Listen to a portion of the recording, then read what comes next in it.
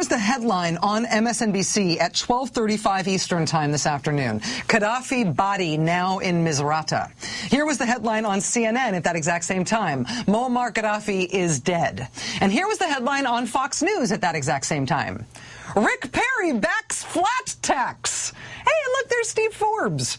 This tripartite screenshot was posted at Daily Kos today. In Republican land, Gaddafi Schmuddafi. This flat tax thing, this is the big news.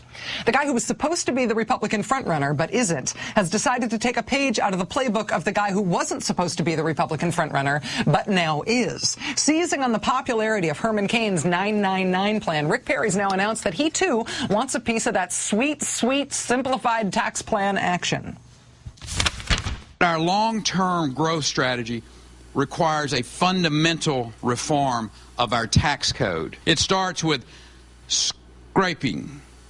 Excuse me, we might want to scrape it too, but it's scrapping the 3 million words of the current tax code, starting over with something simpler, a flat tax. A flat tax. Rick Perry will apparently announce the details of his flat tax next week during a speech in South Carolina. Rick Perry was pretty much supposed to be in first place by now, wasn't he? He was supposed to save the Republicans from Mitt Romney. Rick Perry's the jobs governor, right? Rick Perry has never lost an election in his life. Rick Perry is the Southern religious right guy with all of the conservative bona fides and a ton of money. And yet, look at where Rick Perry is now polling in a state like Iowa. He's polling 6th behind Newt Gingrich and Michelle Bachmann. Rick Perry's appearance yesterday in Nevada did not seem to do him any favors in that early caucus state. McClatchy's report on that campaign stop, quote, there was little enthusiasm for Perry's candidacy.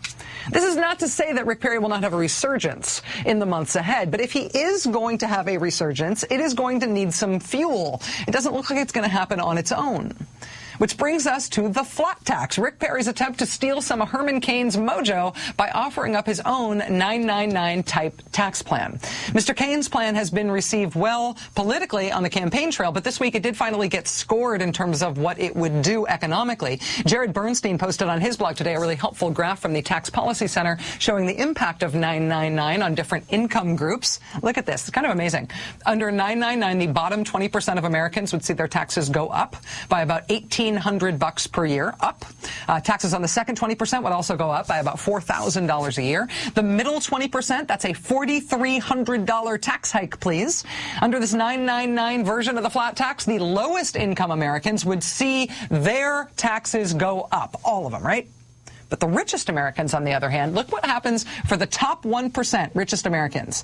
That would be a tax cut of $238,000. Thank you, Herman Cain. And then there is the top 0.1%. Check out what their tax cut would look like under this plan.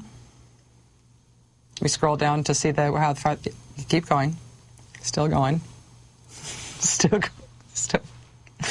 go. Keep going. Come on, scroll faster. Jeez. Yeah.